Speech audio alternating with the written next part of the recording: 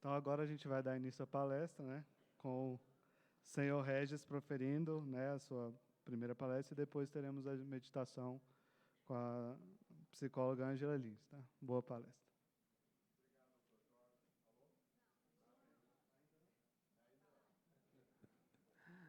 Deixa eu ver o som. Agora sim, né? Ótimo. Pronto. Obrigado, doutor Jorge. Obrigado à equipe de saúde da Câmara dos Deputados. É um prazer muito grande estar aqui, né? Um público tão intenso e seleto. E até ressalto aqui uma curiosidade. Todo evento que nós fazemos de meditação tem 70% de mulheres e 30% de homens, né? Eu sempre indago porque isso é mundial, hein? Não é só no Brasil, não. Eu estive na Tailândia, nos Estados Unidos, é sempre isso, tem muito mais mulher do que homem. Aí, uma vez perguntando para um monge por que isso, né? Por que tem muito mais mulher do que homem? E a resposta que eu obtive foi que as mulheres carregam o problema de todo mundo, os homens carregam só o deles.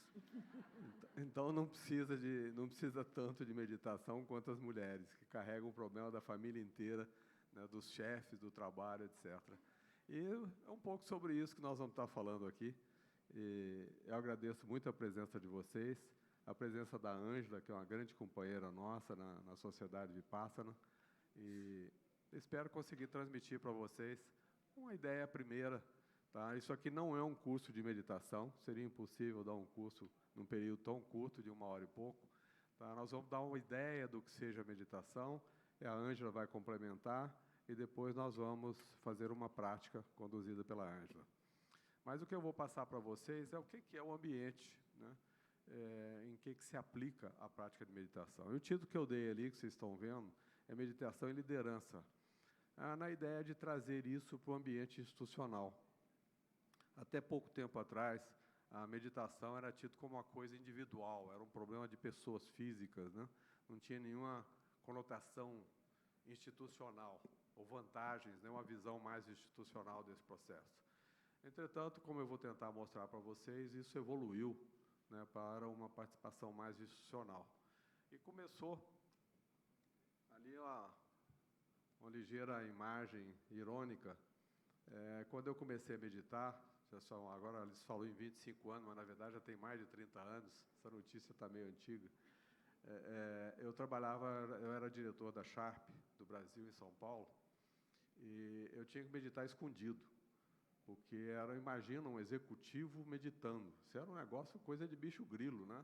Então não podia ter um executivo, imagina, né? Um diretor de uma instituição, de uma empresa, né? Praticar meditação. Eu meditava escondido, fechava a porta da minha sala para poder meditar, às vezes, durante o dia. Não subia no armário como aí, não precisava de tanto, mas era uma coisa desse tipo aí. Hoje não, hoje a meditação já se espalhou, como nós vamos tentar demonstrar, para vários ambientes e várias situações.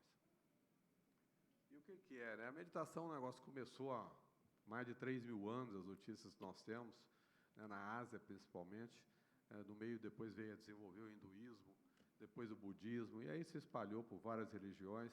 Hoje é um assunto que passou, inclusive, pelas religiões, já não é mais um assunto de religião, é um assunto de ciência.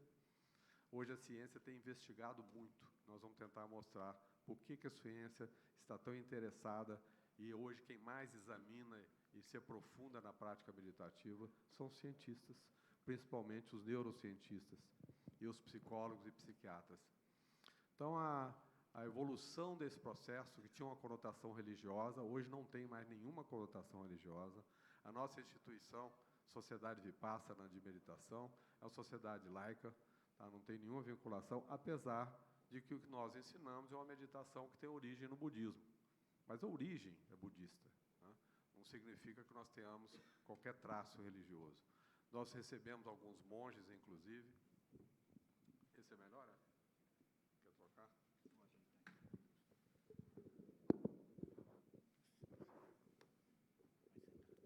O que é? Para usar os dois? Não, só assim. Dá uma pausa. Tá bom. Então, mesmo com a participação de alguns monges que nós recebemos, eles sabem que nós não temos nenhuma vinculação religiosa, não temos nenhum ritual religioso, tá?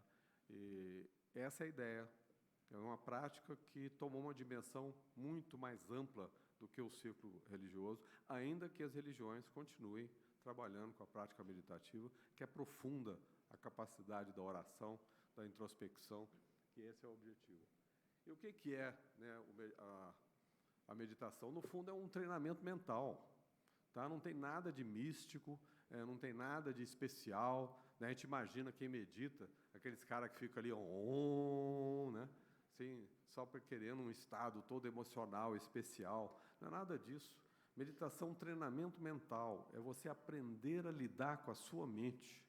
Porque o valor do seu comportamento emocional está na sua mente. Você só é feliz ou infeliz pela maneira como a sua mente opera. Tá? É um estado mental. Então, se você souber treinar a sua mente, você pode usar a sua mente de forma muito mais adequada e, com isso, ser muito mais feliz, ou eliminar a infelicidade, o sofrimento.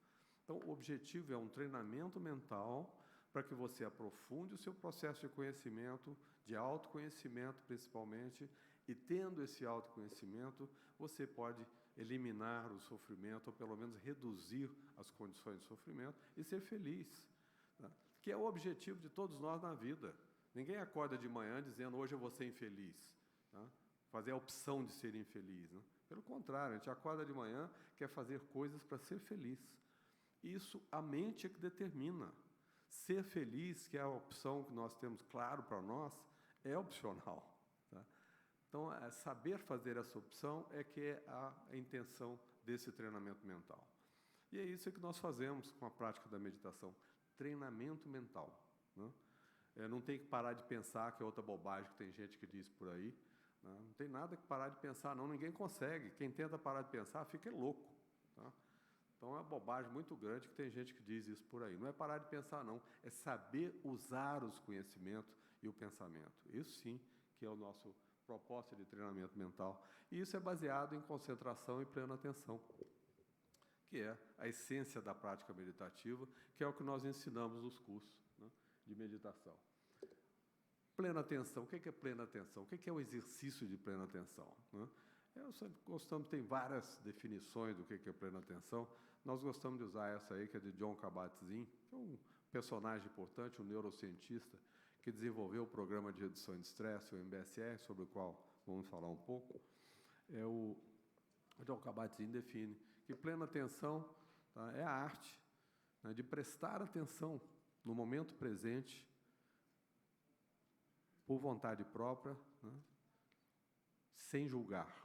Tá? Você ter um processo de você, deliberadamente, intencionalmente, você presta atenção no que está se passando na sua mente, sem se preocupar com julgar, no momento presente. É uma vivência presencial, é você estar consigo mesmo de forma consciente. Essa é a essência da prática da plena atenção. Só que parece simples, mas não é fácil. Né?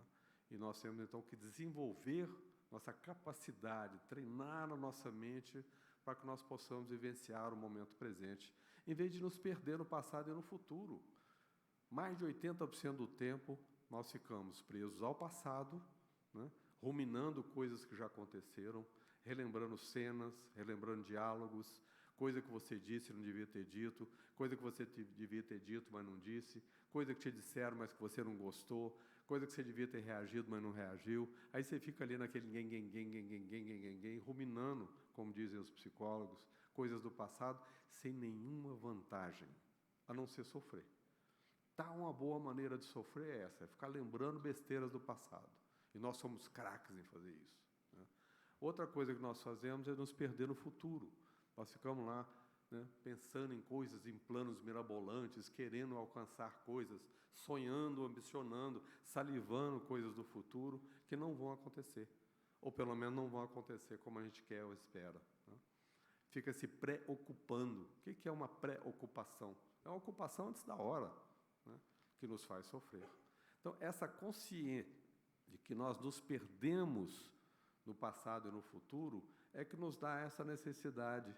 Traga a sua atenção para o momento presente. Essa é a sua realidade. Isso exige treinamento. Não é fácil. Tá? É simples, mas não é fácil. Isso exige treinamento. E meditação é esse treinamento. Tá? Nada mais do que isso. Muito simples. E por que a gente está precisando tanto de meditar hoje em dia? É uma coisa curiosa isso, né? Até pouco tempo, há muito tempo, né, quando começou essa prática de meditação, os desenvolvedores dessas práticas já tinham essa consciência de que a mente humana se distrai com muita facilidade e se apega a passado e futuro com muita facilidade. Então, nós temos que procurar ajustar a nossa mente para ter mais atenção ao momento presente e ao que, de fato, conta na nossa vida. E o que acontece? É que, hoje em dia, isso aumentou terrivelmente. Tá? Tem um dado da Organização Mundial de Saúde que, todo ano, a Organização Mundial de Saúde ela elege uma doença para ser debatida no mundo, né, que ela considera que sejam doenças que estejam afetando a qualidade de vida da humanidade. Quer dizer, uma doença mundial. Já foi câncer de mama, já foi várias outras doenças que foram significativas. Aí, AIDS, né, já foi muito debatido, né, foram uma das escolhidas. O ano passado, a doença escolhida foi depressão. Tá? Por quê, né, que a Organização Mundial de Saúde escolheu depressão? Porque já é, por estatísticas muito sérias, a maior causa de queda na qualidade de vida do ser humano. Nós estamos vivendo cada vez mais, né, a expectativa de vida hoje já beira os 80 anos, mas nós estamos perdendo dias de utilidade, de vidas úteis, né, por depressão, ou ansiedade, que é uma parceira da depressão. Então, essa vivência está destruindo a qualidade de vida do ser humano. Nós estamos aumentando o nosso tempo de vida, mas estamos vivendo mal. E por que isso acontece? Nós não estamos nos dando conta disso. É por excesso de estímulos. Nós estamos sendo super motivados, mobilizados, exigidos, cobrados, né, por excesso de informação que circula nos meios eletrônicos hoje. Tá? As pessoas me criticam que eu não uso o WhatsApp. Tá? Porque é o melhor caminho que tem para você ficar ansioso. Tá? Você recebe informação, toda hora você está recebendo informação. O que informação traz? Só traz cumprimentos, alegria? Não, traz cobrança. Tá? Toda informação, um simples WhatsAppinho ali, que está uma imagem de alguém que está lá em Paris, curtindo lá um momento qualquer agradável de passeio de turismo, já te faz sentir cobrado. Poxa, eu devia estar procurando minhas férias, eu preciso fazer isso também, eu preciso de ganhar mais para poder ir a Paris e tal. Você começa a se cobrar. Então, as propagandas que surgem, o excesso de informação está gerando uma sociedade doente. Tá? E nós não nos damos conta disso. E o nosso cérebro é o mesmo de 30, 40 mil anos atrás. Tá? O cara lá na caverna, que só ficava ali, né, saindo para caçar um pouco, ou alguma coisa, que era a grande preocupação dele, era arranjar a comida do dia. O nosso cérebro é o mesmo. O cérebro evolui, mas não é tão rápido assim, não. Então, nesses últimos 30, 40 anos, houve uma progressão enorme da quantidade de meios de comunicação para o qual nós não estamos preparados. Crianças, hoje o maior problema de escola, nós temos um programa de crianças que eu vou comentar aqui, tá? Eu tenho ido, inclusive, às escolas participar de aula. Está aqui a Glícia, que é uma das nossas professoras do programa de Mindfulness em escola. É um desastre. As crianças não conseguem parar. Os professores não conseguem chamar a atenção das crianças para a aula, porque as crianças estão super estimuladas. Há um excesso de estímulo. Isso tem um preço. Tá? Nós estamos dando toda hora, tá? Fico triste de ver, né, em lugares públicos, né, os pais, por ansiedade, tacam o celular na mão da criança. 2 anos de idade, está a criança ali, clicando, entendeu? Procurando alguma forma de se estimular. Então, nós temos que rever isso. A sociedade não sabe como resolver isso. Você não vai acabar com os meios de comunicação. Nós temos que treinar a nossa mente para lidar com isso. Tá? Excesso de estímulo. Nós somos overstimulated. Tá? Essa que é a grande história. E isso levou, como eu disse, os cientistas estão super interessados na meditação exatamente como um instrumento de contrabalançar isso. porque as drogas químicas, né, não resolvem. Tá? Todas elas são viciantes, têm efeitos colaterais, né, são um problema que só resolve, né, momentaneamente a questão do superestímulo. Então, nós temos que procurar meios, né, de tratar a nossa mente para trabalhar esse excesso de estímulo. Nós não vamos eliminar isso. Então, nós temos que preparar a nossa mente, e por isso a ciência se interessa tanto por isso. E, com isso, várias pesquisas são feitas, eu não vou detalhar muito aqui, que eu sou engenheiro e adoro pesquisa, então, se me deixar falar sobre pesquisa, eu vou ficar aqui, né, o resto da tarde só falando para vocês das pesquisas. Eu vou citar só um pedaço das pesquisas que foram voltadas para a neuroplasticidade. Com a observação das meditações, eles começaram a ver que o cérebro humano, já havia uma desconfiança, eles só usaram a meditação para comprovar isso, que o nosso cérebro é plástico. O que significa isso? Que a nossa estrutura cerebral, nossos neurônios, nosso cérebro é constituído de neurônio. Nós temos 100 bilhões de neurônios. Tá? E esses neurônios conversam entre si. Tá? É assim que o cérebro funciona. Tem regiões do cérebro especializadas na audição, na visão, no raciocínio, na memória, na emoção, no movimento. Todas são várias particularidades do nosso cérebro. E isso tudo funciona numa belíssima combinação, né, de informação entre os neurônios. Eles se falam adoidadamente entre si. O que o ciência foi descobrindo? Que essa estrutura de comunicação, que é o nosso cérebro e seus contatos, é dinâmico, ele muda. Tá? Nosso cérebro está em constante modificação. E o que é que modifica o nosso cérebro? A estrutura do cérebro, a forma como nós usamos o cérebro. Então, quanto mais eu me deixo levar pela ansiedade, mais eu crio conexões dentro do meu cérebro, que são vias das sinapses, que é o ponto de contato entre os tentáculos dos neurônios. Tá? Esses pontos de contato, eles ficam ligando e desligando. Nós temos verdadeiras chaves de conectores do nosso cérebro que fazem com que a rede de comunicação mude constantemente, diariamente. Tá? Nosso cérebro está se reconectando, boa parte do cérebro está se renovando através de novos contatos. Isso faz com que você tenha um campo enorme de automodificação. Tá? Tem uma frase que eu gosto muito de repetir, que é de William James, que diz que a nossa realidade é aquela onde nós colocamos a nossa atenção. Então, se eu direciono a minha atenção para coisas negativas, coisas ruins, medo, culpa, ansiedade, né? Ansiedade por querer coisas, por conquistas, eu faço com que o meu cérebro fique criando uma estrutura cada vez mais ansiosa. A forma como eu direciono a minha atenção. Por isso é que é importante nós aprendermos a direcionar ou redirecionar a nossa atenção, porque isso é que determina a qualidade do nosso cérebro e determina a qualidade da nossa vida. Então, neuroplasticidade é uma coisa fantástica para ser usada em nosso benefício. Saber que o nosso cérebro é plástico e muda com a experiência.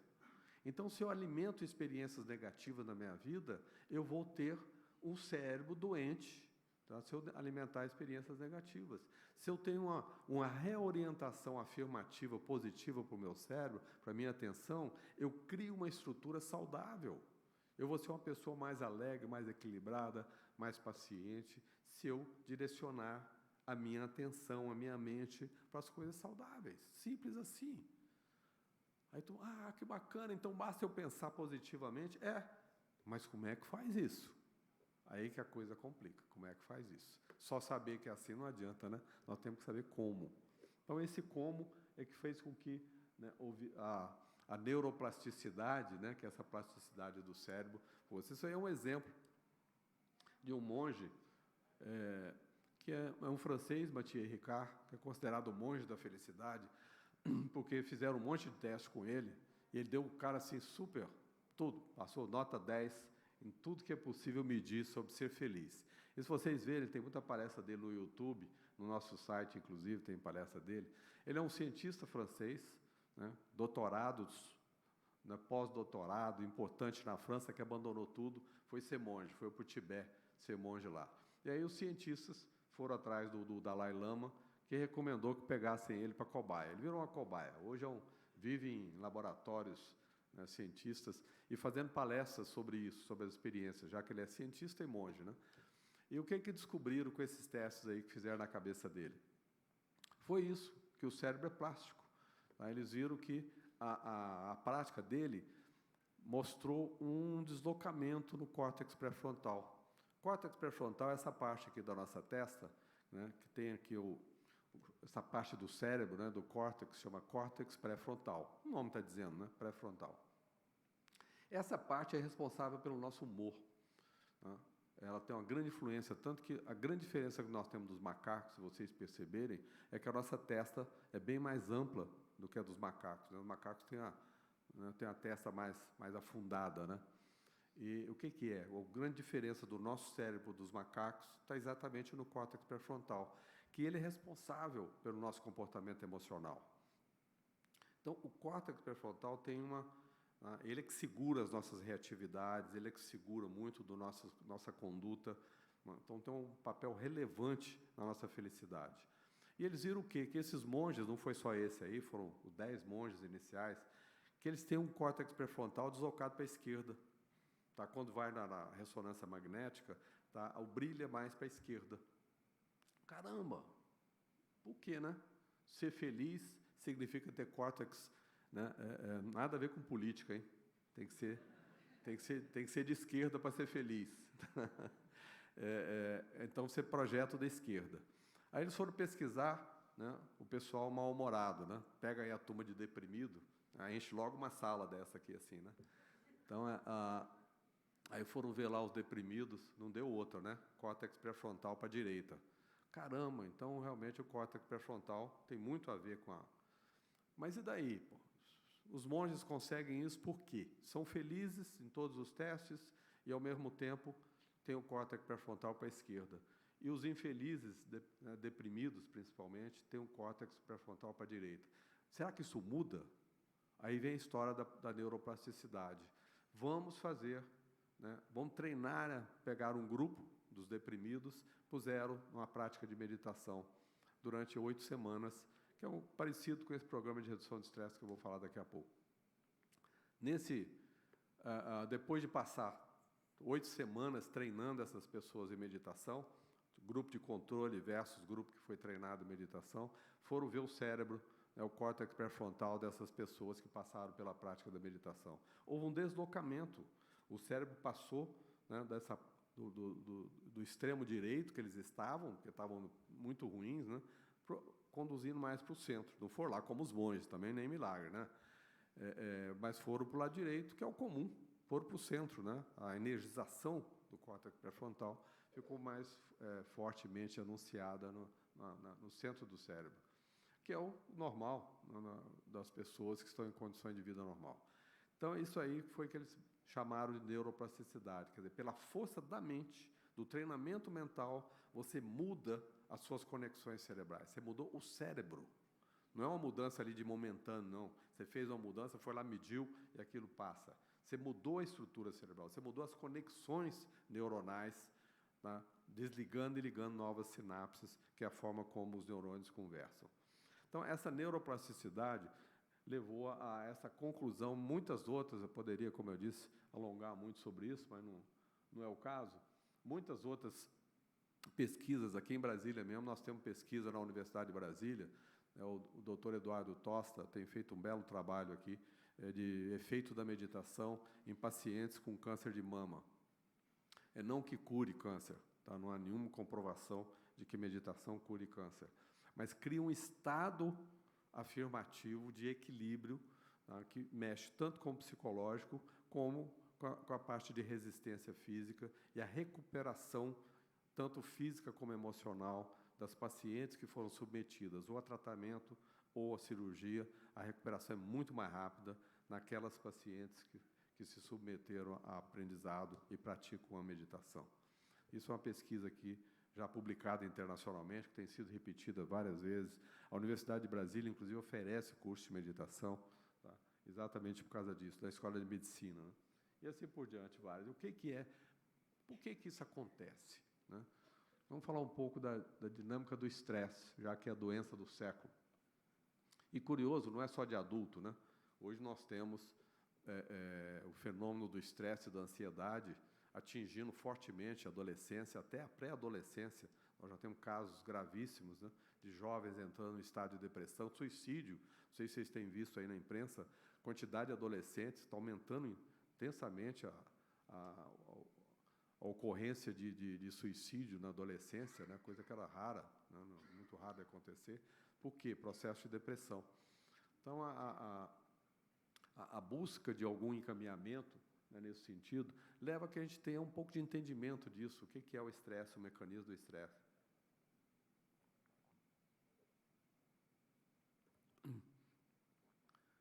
O que é que acontece, né? Nós temos capacidades na nossa vida. Alguns têm capacidade de trabalhar 10 horas por dia, 20 horas por dia, outros 5 horas por dia, têm capacidade de fazer muitas coisas ao mesmo tempo, outros não. Enfim, nós temos um nível de capacidade. Cada pessoa, em determinado momento da vida, tem um nível de capacidade. E nós temos demandas. Se as demandas superam a minha capacidade, é óbvio, eu vou entrar num processo de estresse. Tá? Então, o estresse é decorrente de um desequilíbrio funcional. Você está com mais demandas do que a sua capacidade permite que você administre. Simples. Todos nós temos essa percepção, não sabemos como resolver. Quando nós estamos num estado deprimido, ou nesse estado de desequilíbrio, de estresse, tá, tudo que surge para a gente é ameaça. Tá? Alguém da família te pede alguma coisa, você fica todo arrepiado, não me respeita, está vendo que eu estou cansado, trabalhei demais, vem me pedir as coisas, eu não aguento mais. Tudo é ameaça. Né? Quando tudo é ameaça, você começa a ter reações, você entra num processo reativo contra aquilo.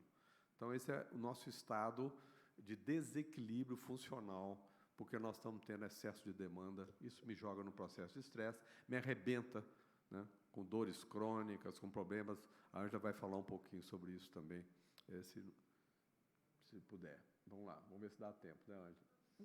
Então, quando nós estamos equilibrados, que nós temos recursos no mesmo nível das demandas, tá, aquilo que no caso anterior era ameaça, para quem está equilibrado é desafio. Quando as pessoas te pedem alguma coisa a mais, se o chefe te chama, né, para alguma coisa, você chega no trabalho, alguém avisa, olha, o chefe está te chamando. Você fala, oba, ele vai me agradecer pelo trabalho que eu fiz, ou vai me promover, quem sabe, ou vai me dar aí uma folgazinha, um final, umas férias aí, ou seja, no mínimo vai me cumprimentar por alguma coisa. No caso anterior, você pensa, vai me dar bronca, vai reclamar, aquele chato só faz me cobrar as coisas, você fica logo mal-humorado porque o chefe está te chamando. Quando você está bem de vida, não. As suas relações são afirmativas com os fatos da vida. Você vê tudo como desafio. Você muda a perspectiva de ameaça para desafio. E você sai da agressão para a resposta. Né? Você tem uma atitude de responder aos desafios, né? E não de reagir às ameaças. Isso é a diferença que nós começamos a perceber com a prática meditativa. Eu estou reagindo muito, as pessoas falam comigo, né, quando eu chego em casa, eu reajo às coisas que acontecem, quando eu chego no trabalho, quando eu tenho uma reunião, né, com amigos, ou com a família, ou no trabalho, eu estou reagindo às coisas que surgem, ou eu estou apreciando e respondendo àquilo que surge. Essa é a primeira percepção que nós começamos a ter quando a gente faz isso, a prática meditativa. E como é que a gente medita, né? Não vai, como eu disse no começo aqui, nós não vamos dar uma aula de meditação, né? Nós temos vários cursos lá, vou estender um pouquinho sobre isso, mas é uma sequência, porque o que mais atrapalha, que todo mundo diz, minha mente é muito agitada, eu não consigo meditar. Eu estou careca de ouvir isso, né? A minha, inclusive, minha mente é super agitada. Sabe? Como é que a gente lida com a mente agitada? Essa é a primeira coisa que nós temos que aprender, como lidar com uma mente agitada. Tá? Não venha com isso como desculpa, não. Eu não posso meditar porque minha mente é agitada. Todo mundo tem a mente agitada. A não ser que seja um débil mental, sei lá. Não, as pessoas normais hoje são super excitadas, são super estimuladas, e cada vez mais nós temos uma mente super agitada. Então, isso não é desculpa. Isso mostra uma necessidade para você aprender a relaxar a mente. Tá? Então, o processo de meditação, ele começa com maneiras de você relaxar. Na prática que a Ângela vai conduzir, vocês vão ver. A gente começa por aí, por um processo de relaxar o cérebro, né, a mente e o corpo. Tá? E nós usamos a respiração como um instrumento para poder obter isso. Então, a gente usa a respiração e vocês vão ver isso na prática que vai ser apresentada para vocês. Quando a gente consegue relaxar, abre um espaço na mente para que a gente se auto-observe.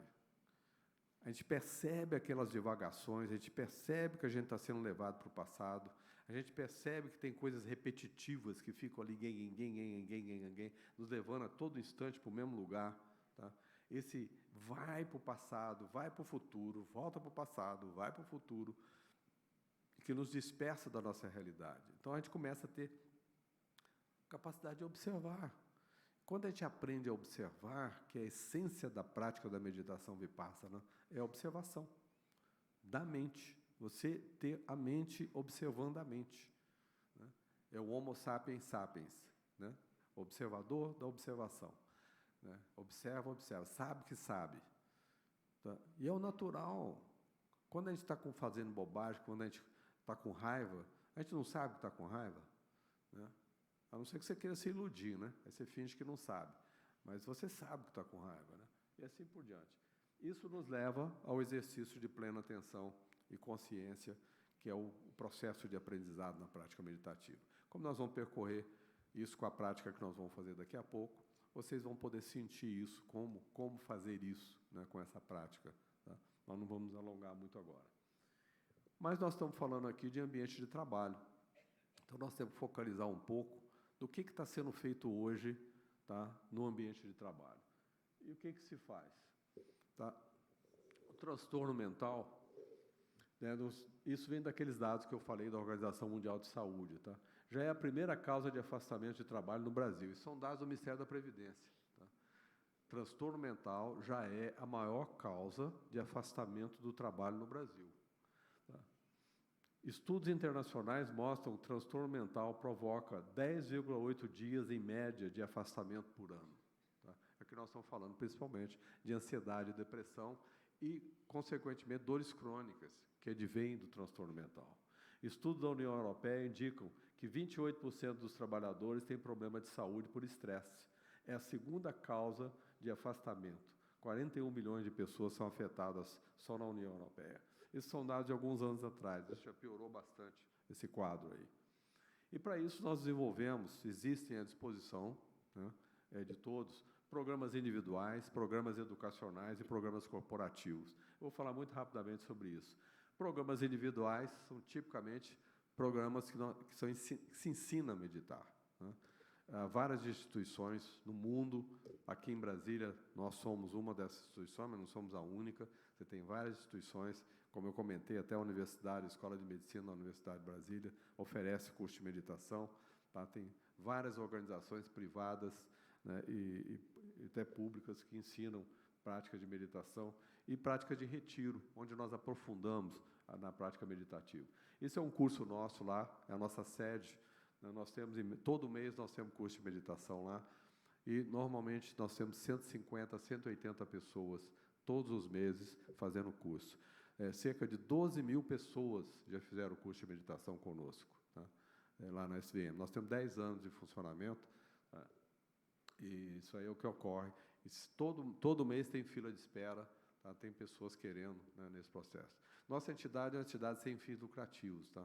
Nós somos professores voluntários, não somos remunerados, né, para fazer esses cursos aí. Tá? A menos de um, que eu vou comentar mais na frente. Então, nós temos, além dos cursos de meditação e retiro, nós temos um programa de redução de estresse, que foi um programa desenvolvido na Universidade de Massachusetts por aquele John Kabat-Zinn que eu comentei. É um programa que já tem 33 anos de prática no mundo inteiro. Ele tem um padrão, um protocolo sério de formação. Nós temos 5 professores que foram formados, né, nesse programa, lá nos Estados Unidos, em outros países do mundo. Esse programa existe no mundo inteiro. E nós oferecemos no Brasil o mesmo programa, nós somos obrigados a seguir um protocolo, e ele é dado aqui do mesmo jeito que ele é dado em qualquer lugar do mundo. Tá? Eu fiz na França, fiz na Argentina, fiz nos Estados Unidos, tá? E sempre o programa é dado da mesma forma, porque nós temos que seguir um protocolo.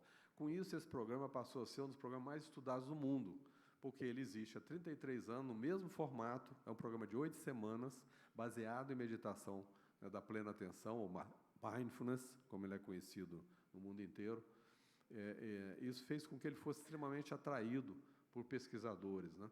Então, os resultados são muito conhecidos. Isso aí é um comercial meu, né, com o John Kabat-Zinn. Esse aqui é o grande fundador, fui aluno dele. Isso aqui é a maneira tradicional que nós fazemos esse programa lá na nossa sede. Assim, ó, é um programa de muita convivência, muita troca de experiência. Isso é o resultado, que é o que interessa. Tá? Nesse programa de 8 semanas, essas pesquisas todas, tem uma meta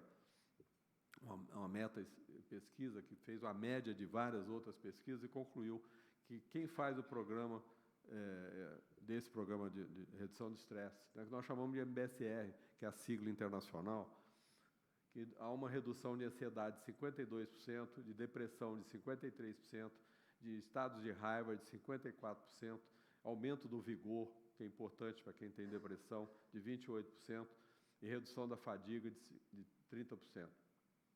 Então, isso é uma meta-análise desse resultado. O que é isso? É um treinamento mental para você lidar, né, com esses estados de transtorno, né, que todos nós conhecemos, já falamos bastante aqui.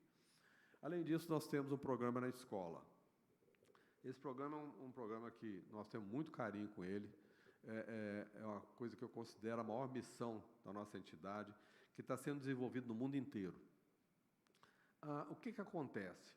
Como eu comentei, as escolas hoje estão padecendo, não só as escolas, os pais também estão padecendo, muitos de vocês aqui devem estar vivenciando essa experiência, de sofrimento com a angústia dos filhos. Os filhos estão ficando, hoje, a quantidade de criança estressada, deprimida, ansiosa, com déficit de atenção, bipolaridade, são coisas que na minha juventude, por exemplo, não existia. Eu fui conhecer a palavra estresse quando eu me estressei na universidade, com 22 anos de idade. Até aí eu não conhecia nem a palavra estresse, não existia no meu vocabulário. Hoje, meu neto, de 7 anos de idade, vira para a mãe, não se estressa, não. Então, virou uma coisa assim, corriqueira, que nós não estamos olhando com a devida atenção. O que é a conclusão que os responsáveis, né, por educação no mundo inteiro, dos psicólogos, estão vendo em relação ao ensino nas escolas? Nenhuma escola do mundo ensina sobre emoção. Nós nunca aprendemos nada sobre emoção. Nós nunca tivemos uma disciplina que explicasse o que é o processo emocional e como lidar com as emoções. Nós não aprendemos, por não termos aprendido, não ensinamos aos nossos filhos, as escolas não ensinam. Então, dentro desse quadro, você está criando uma sociedade emocionalmente doente, como eu já comentei, e a sociedade humana não está sabendo enfrentar esse problema. Até faço aqui um elogio ao Dalai Lama, que é um dos poucos que tem gritado isso em todo lugar que ele vai, ele fala sobre isso com muita propriedade, que não estamos cuidando adequadamente das nossas crianças. Então, nós fomos atrás no mundo inteiro pesquisar o que existe sobre isso, para ver qual era o melhor programa que nós poderíamos ter. Entre diversos, eu não vou me alongar nisso, nós escolhemos o Mindful Schools, tá, que é uma referência que nós estamos aplicando aqui em Brasília. Tá? Esse programa começou nos Estados Unidos em 2007 e já se baseia em treinamento de professores, tá, num programa mais ou menos rápido de treinamento. A ideia é que ele seja muito simples, tá, e ele é baseado, tá, primeiro que o professor tem uma prática pessoal, ele tem que entender que isso é bom para ele também. Tá? O motivador do programa dentro de sala de aula é que o professor também se beneficia com isso. E depois nós temos um programa, esse programa ensina as crianças a ter uma prática de 10 minutos. Quando eles vêm do recreio, que chegam ali naquele estado super energético, né, um puxando o cabelo do outro, chutando canela, brigando, falando alto, gritando, nessa hora você põe todo mundo, tá, nessa situação aí. Isso aqui é na escola lá de Sobradinho, onde nós estamos aplicando isso. Você, na hora que você põe a criançada, vem daquela agitação toda do recreio, nessa posição aí, por 5 minutos que seja, você muda o quadro de comportamento na sala de aula. Tá? É uma coisa impressionante, nós estamos fazendo isso já já é o 4º ano que nós vamos estar fazendo. Nós fizemos durante 3 anos na Escola das Nações essa experiência. Você muda o comportamento das crianças em sala de aula. Tá? E esse Mindful Schools, que já tem desde 2007, também tem pesquisas, né? Ele já atinge esse programa, ele já atinge cerca de mais de 2 milhões de crianças em vários países, né? Nos Estados Unidos, na Ásia. E o que foi uma pesquisa que eles fizeram? 82% das crianças, né, que estão vivenciando esse programa, 82% reportou ter alcançado uma melhor visão de si, de autoestima, tá? Que é fundamental na segurança do indivíduo, principalmente dos jovens. Tá? Então, você ter um efeito na autoestima já é um ganho fantástico num processo desse. 81% aprendeu a se fazer feliz. Tá? Eles não tinham essa percepção do que é ser feliz, o que é não ser feliz. 58% tentam ajudar os outros com maior frequência. Tá? 100% indica que estão significativamente mais atentos. E 15% melhorou o seu grau, melhorou o rendimento escolar. E isso é uma pesquisa internacional, né, entre milhões já de crianças que estão participando desse Mindful Schools, e nós fizemos, de forma meio subjetiva, ainda não cientificamente determinado, nós fizemos essa pesquisa com os nossos alunos também. Né, e vimos que isso está acontecendo com os nossos programas da mesma forma. As escolas nós temos um convênio com a Secretaria de Educação e Secretaria de Saúde, as duas juntas têm um programa de saúde na escola, e nós fomos convidados a sermos os gestores de práticas meditativas. Nós já estamos com 9 escolas, né, aqui públicas, né, aqui em Brasília, e o resultado que nós estamos alcançando não difere muito disso aí, não. É fantástico você ver as criançadas entender sobre isso, como é que o cérebro funciona, como é que as emoções funcionam. E, para mim, o máximo disso tudo foi há 2 anos atrás, quando a Glícia, que está aqui, fez uma entrevista com as crianças que tinham vivenciado o programa naquele ano, não foi no final do ano, e uma garotinha da periferia de Sobradinho. Deixa eu abrir um parênteses aqui. Nós ensinamos essa história do córtex pré-frontal, né? Que o córtex pré-frontal é responsável pelo nosso humor, e que a amígdala, que é uma glândula que nós temos, não é a amígdala da garganta, não, a glândula que nós temos lá no meio do cérebro, é responsável pela nossa reatividade. Esse impulso agressivo que nós temos é comandado pela amígdala. E a menininha, quando perguntada o que tinha aprendido com o curso, o que ela achava, ela disse uma frase que eu achei linda. Ela disse: quando eu entrei aqui, eu era só amígdala, agora eu sou córtex pré-frontal. Cara, você vê uma menininha frágil, miudinha, entendeu? De 11 anos de idade, falar um negócio desse, ela compreendeu melhor do que nós, entendeu? O que estava acontecendo. Ela entendeu, né, que ela precisava de administrar o humor dela, né, e aprendeu como. Então, isso aí gratifica. Eu fico emocionado quando eu lembro. Desculpa. Então, é isso aí, ó. Foi num ambiente desse aí. Talvez ela até esteja aí nessa foto, não me lembro. Isso já é uma extensão do programa no mundo. Esse ano, agora, no final do ano, isso saiu na revista Época Economia desse mês passado. Escolas britânicas incluirão mindfulness no currículo. Tem 370 escolas, aí não é sala de aula não, escola inteira, que estão comprometidas com a utilização de mindfulness em sala de aula. Tá? Isso já é um programa oficial do governo britânico. Tá? Eles estão há 5 anos fazendo um trabalho para transformar a Inglaterra no primeiro país mindfulness do mundo. Tá? E o que eles fizeram? Uma pesquisa, e tem um projeto de lei, tá? Que é uma proposta de desenvolver mindfulness no Congresso, no Parlamento inglês. Manja lá, os lords todos lá aprendendo a meditar, hein? Tá? Vamos ensinar isso para os nossos deputados aqui, tá? Os lords lá todos meditando. Então, no Parlamento inglês, dos hospitais, nas penitenciárias, nas escolas, tá? E na área administrativa do governo britânico. Isso é um programa nacional, e o primeiro deles que está realmente desenvolvendo é esse aí nas escolas. Então, está lá a garotada aprendendo a trabalhar com mindfulness, né? E, além disso, nós temos programas corporativos, que são dentro das instituições. Não sei se vocês reconhecem essa figura aí, tá? Ele já morreu. Steve Jobs, né? O homem da Apple. Isso que está no colo dele ali é um computador que os mais antigos aqui devem ter conhecido, que é o Macintosh, né? Que foi o grande alavancador da Apple, né? Foi esse computador aí, que era o sonho de desejo da minha geração, era ter um computador desse. Custava uma fortuna, pô, era mais caro do que um carro, um computador desse aí. E isso aí é um Macintosh. E por que eu coloquei aqui? Porque ele foi um dos primeiros a introduzir meditação nas empresas. Ele era um grande meditador e ele introduziu. A Apple tem salas de meditação há muitos anos já, dezenas de anos, principalmente na diretoria. Tá? Tem sala de...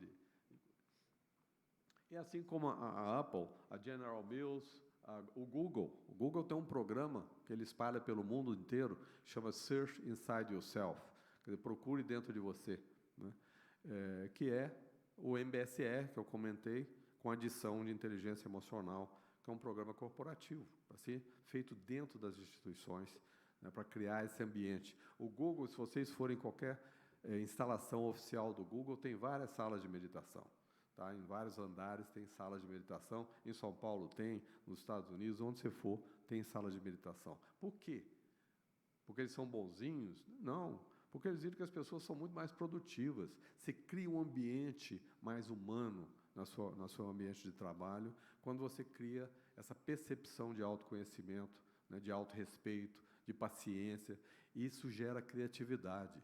E o Google é uma empresa de criatividade. Então, nada como criar um ambiente de paz para que as pessoas sejam mais criativas possíveis. Tá? Eles viram que isso é bom para eles e propagam isso. E assim por diante, a Apple, o Target, que é uma rede americana, etc. Isso é na General Mills, que é o maior processador de alimentos do mundo, enorme de uma empresa. Eles têm um programa deles também, que é o MBSR, que eles fizeram. Eles têm um vice-presidente só encarregado de práticas mindfulness dentro da instituição. Mais de 2.000 executivos dessa empresa, para vocês terem ideia, já participaram, né, desses programas. Eles têm continuadamente práticas como essa que vocês estão vendo aí. É uma sala de meditação junto à diretoria lá no General Mills, nos Estados Unidos. Tá? E o resultado deles é que 83%, isso que é a pesquisa que eles fizeram com esses 2.000 executivos que participaram desses programas de treinamento mental. 83% dedicam mais tempo para otimizar a sua produtividade. Antes eram só 23%. 82% se esforçam para eliminar atividades ou reuniões sem valor produtivo. Antes eram 32%. Vocês imaginam o ganho para a instituição? Quanto tempo a gente perde por jogo de ego, de baboseira que se perde nas reuniões, né? Nós vivemos, e vocês não devem ser diferentes aqui, a quantidade de horas por semana vocês perdem em reuniões ou gastam em reuniões, das quais grande parte são improdutivas. Porque fica o jogo de ego, né? Você não tem essa percepção de uma conduta mais saudável, que é o que a prática da meditação nos ensina, né? Então, você vê, 82% em vez de 32% se esforçam por utilizar melhor o tempo de reunião. Maravilha um negócio desse. 89% indicam maior capacidade de ouvir a si próprios e aos outros, né? Que é o que colabora, inclusive, com a condição anterior de reduzir o tempo de reunião. E 93% dizem ter impacto positivo na sua habilidade para inovar. Então, isso são benefícios da prática, e é por isso que as instituições estão conscientes disso, as escolas estão começando a ficar conscientes disso, e nós gostaríamos de convidar vocês para serem participantes desse aprendizado, né, no seu próprio benefício, seu, da sua família, da sua sociedade, o ambiente institucional. Esses programas coletivos nós temos dado em várias instituições. O Tribunal de Contas da União, nós já fizemos 12 ou 13 cursos lá, mais de 500 funcionários do Tribunal de Contas da União já fazem, já praticam, fizeram o curso conosco de meditação. Lá no Tribunal de Contas da União tem sala de meditação, né?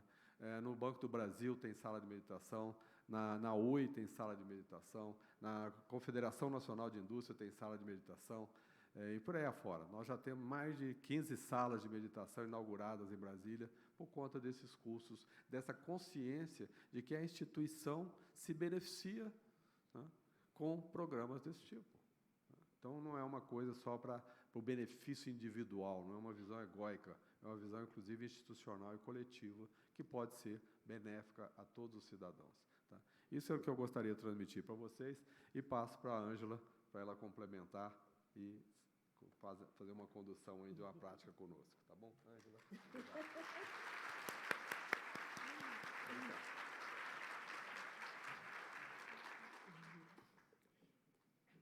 Boa tarde. Então, eu preparei